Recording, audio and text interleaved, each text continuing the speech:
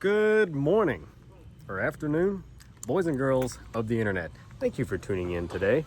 We're having the saga of the dead batteries. So I went to leave this morning and drive my black Outback that hasn't been drove since our friends were in town last month, and the battery's dead. I don't know if I left something plugged into the cigarette lighter or I don't know. Either way, the battery's dead. It's not that old, so I threw it on a charger. But something else that's been dead for a long time now is our poor little MR2 Spyder. These cars are notorious for leaking water into the floor, and it's so hot we've already fogged up the camera lens. So we had to rip all the interior out of it the other week. Put it on a charger just to get it to run long enough to do that. And here's what happens when you put the key in. You get one little light, but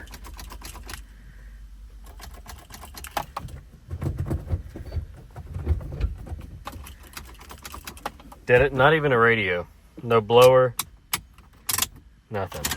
So there's a company local to us that remanufactures batteries, and I picked one up from them for 35 bucks. You can't beat that. They got a 1-year warranty on them, and it's $35 plus. This one has a go handle under the trunk, whatever you hood, the bonnet if you're our friends overseas. I don't know.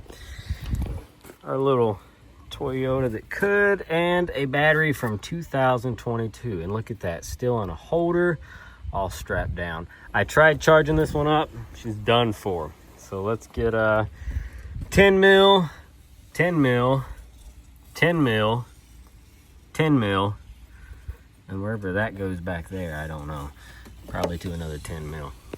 Ratchet acquired. Story of my life. Too short. Here's a life hack. If you pop the socket off, don't fall.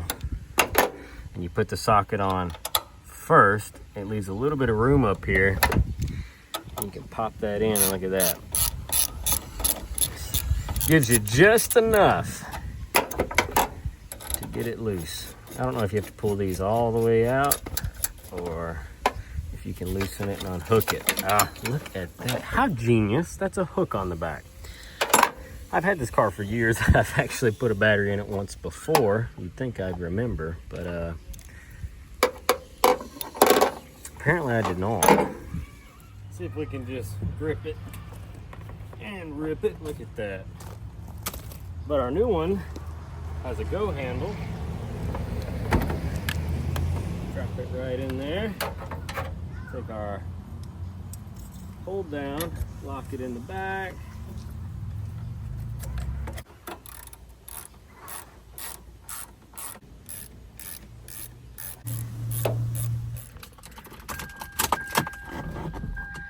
Look at that. Clutch.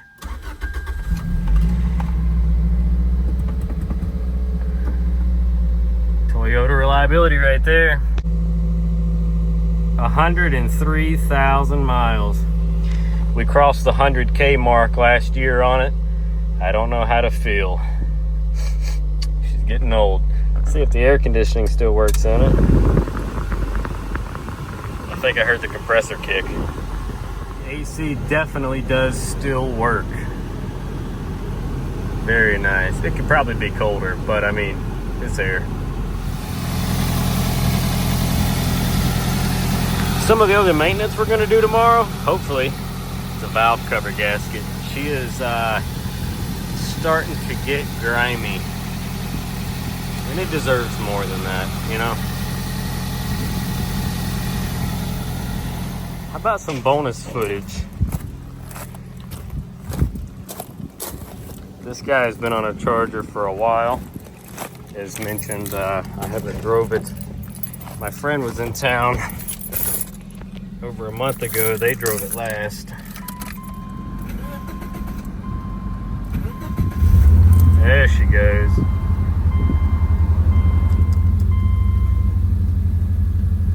Good stuff. I'll let this one sit here and run. There's no way it is only 77 degrees outside. We had a heat index today of 103.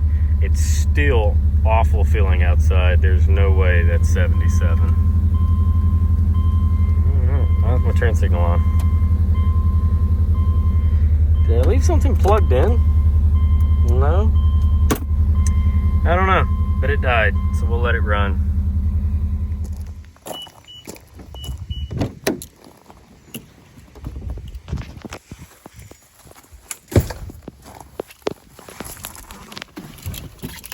And survey says perfect.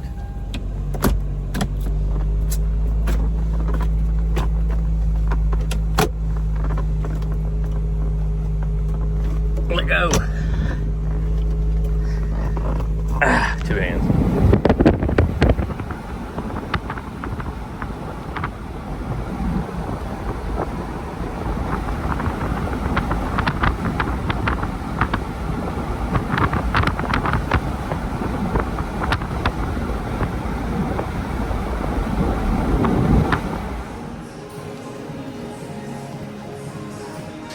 Breakfast acquired. We can go to work now. Popped by the parts store, grabbed oil, a filter, and a new valve cover gasket.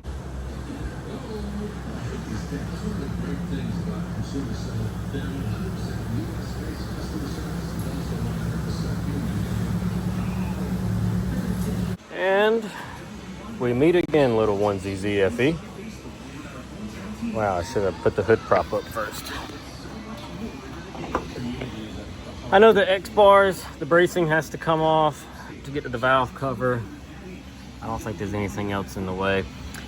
Since I have a power washer here today, we're gonna go ahead and clean the engine bay once we get this apart. 14 mils. Oh, and you knock something in the floor, that's cool. And the X bar comes out. It was the washer, which went right here. Ta-da! It actually goes on top, but I'll remember that or forget. 210s. I don't know how much I can stress this, but these coil pack connectors on Toyotas, the 1ZZ, the 2ZZ, they are incredibly brittle. This car only has 100,000 miles and I am nervous about removing them. So what I might end up doing, if I can get to that 10 carefully, is remove that, undo the coil packs, leave them plugged in, and just lay the entire assembly over out of our way. I do not want to break these connectors. Bolts are out. We can lift it right out of there now.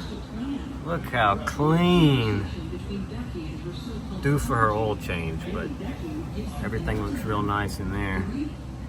What's the bottom of this look like? Oh, very nice. Let's re-gasket this thing. The valve cover is reinstalled with a new gasket, and everything is bolted up besides the strut tower bar. We're gonna back this thing out. I'm gonna pressure wash all the grime off the bottom of the engine and clean it up in here. We're gonna cover these coil packs though, so that no moisture gets in there. But you know, let's do it. Going underneath her now. Washing's done up top. Come on, drain plug. Ooh. I wonder what idiot over tightened that thing last. Let's see. Ooh, it doesn't even have a lot of miles on this oil change, unless I read my sticker wrong.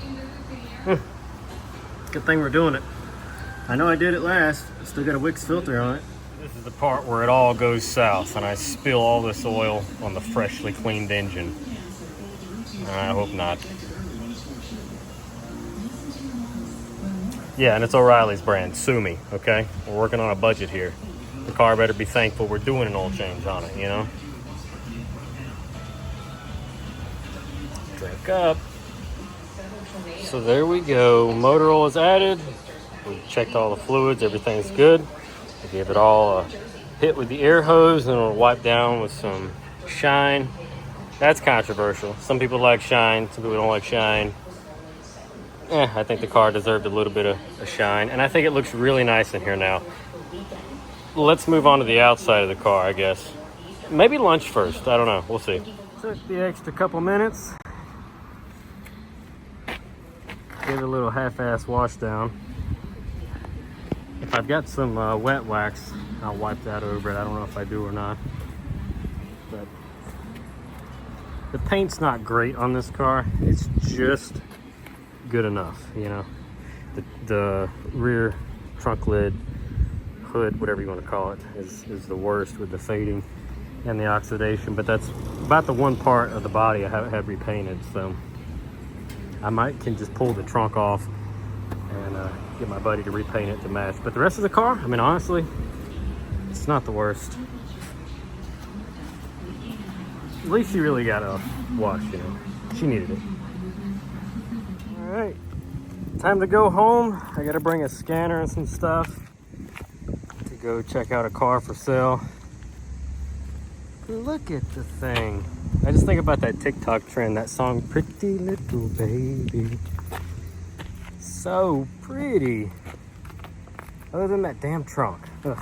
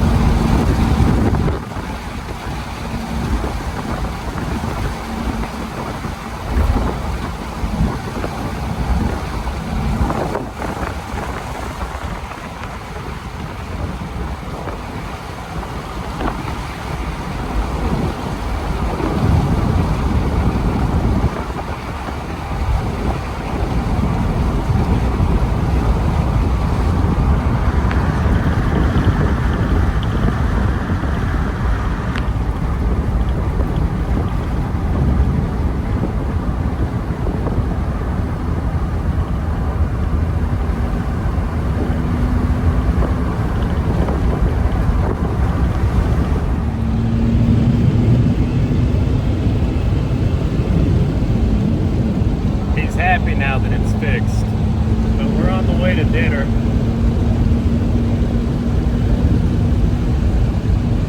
Zooming.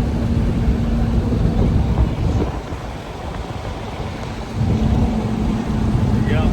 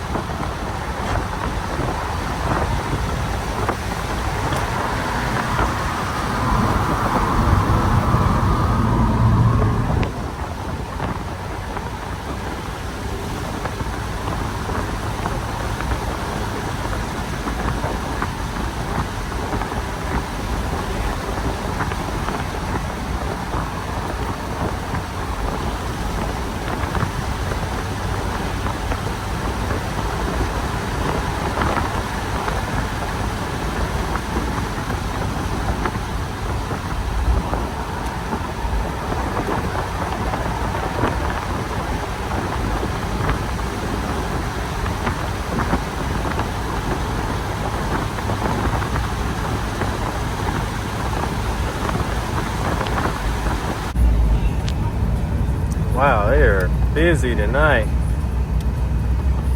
Thursday is prime rib night at this place.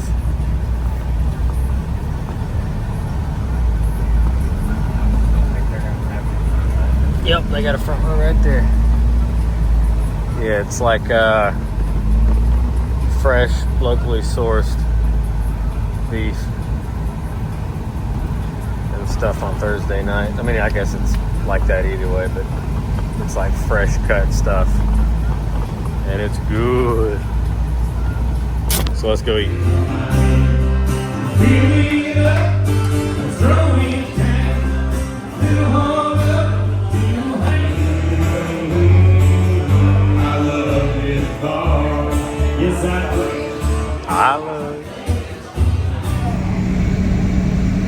I don't know. So we just left the bar.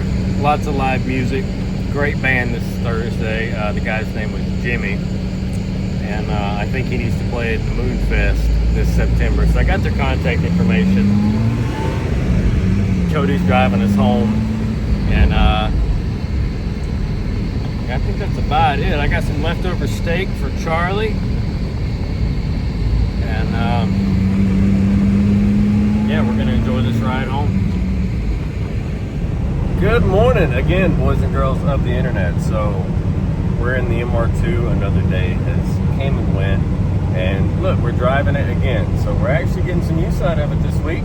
Cody, who is way up ahead of me, has an appointment this morning to have the subwoofers installed in his Outback. So we are going to drop that off now. And it's kind of early, so I'm hoping I can convince him to stop and get some breakfast. They said it's going to take a while, so just leave the car with them. Everything's doing good though. We do have the check engine light back on. I don't know if I've ever mentioned, this car has the primary cat delete and everything. It's got no foulers in the oxygen sensors, but it still throws a code for one of them. So that's what the little light is on for. Otherwise, she's running like a top. And speaking of tops, this one is closed this morning. It's already like 92 degrees before 10 a.m. I just had to take a shower too before I left the house. So my hair's still wet. And I didn't feel like listening to the wind whip all the way there.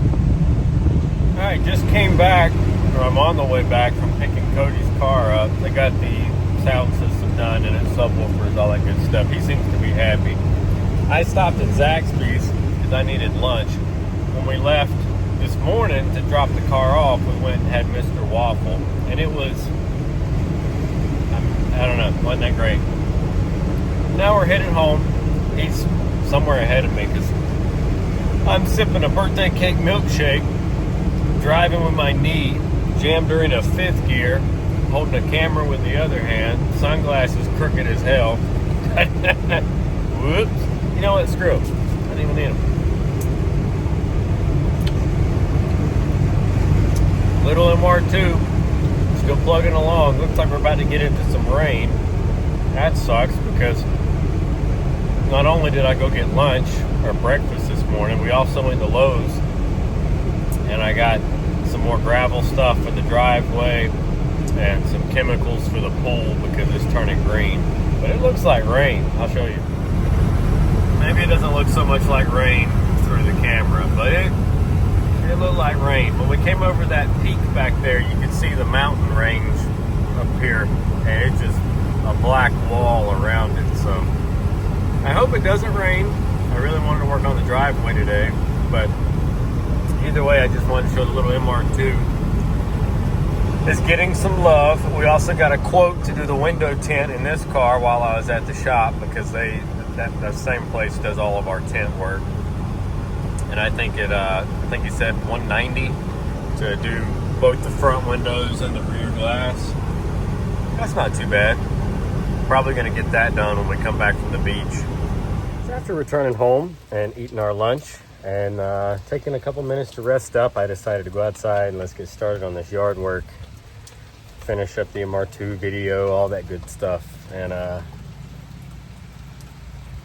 the bottom decided to fall out and it's been pouring down rain. This is actually the first little break in it that we've had in about 30 minutes. So that's just fantastic. So our freshly washed MR2 that I just moved off of the gravel driveway to patch some of the gravel areas, and I put it over here in the dirt right as the bottom fell out. Well, they say when it rains, it pours. And I guess with the little MR2, we've just opened up a can of worms. After coming back from getting Cody's car worked on, having the stereo put in it, I kept hearing some kind of bearing noise on the accessory side of the engine. As it turns out, it was this very expensive pulley that took about 3 days to special order and receive. Only one store can get it.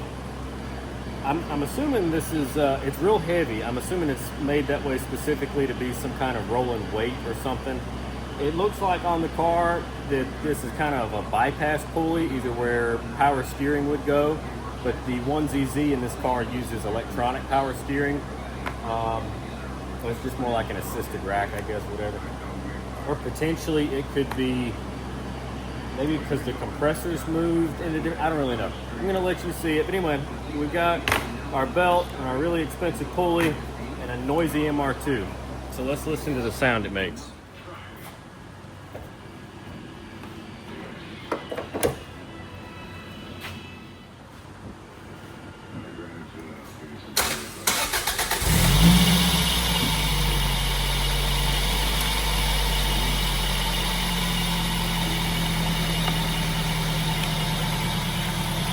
It almost sounds like a vacuum leak, but that's it right there.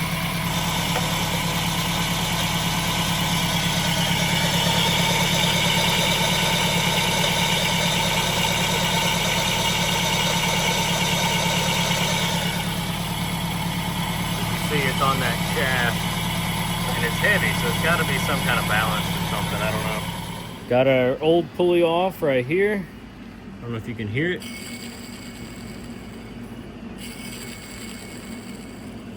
She's roached compared to, didn't even know that one was spinning, did you? There you go.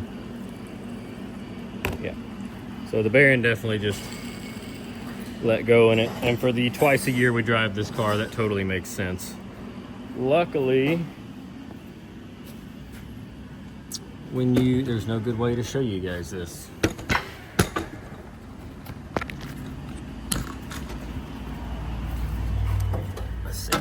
Luckily, when you remove that nut on the end right here, this bolt, if your car isn't super rusty, it won't be seized into that shaft, and you can just push the bolt out and remove the pulley. So now we'll slide the new one in, push the bolt back through, start the nut, and just like that, boom, done. Our new belt is installed. What are you looking at? Look up here. Up, up, up, up, up. Stick your head up. There you go. New belt is installed. Pulley's on. We're ready for a... Let's give it a test start.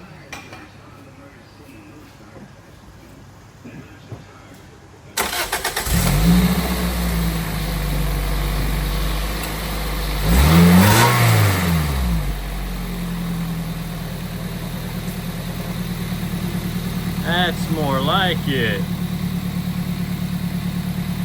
I've always thought this car had a small vacuum leak at the intake. I might take a minute to run a smoke test through it and see if we indeed have a vacuum leak. I don't know for sure, but kind of gives me those vibes.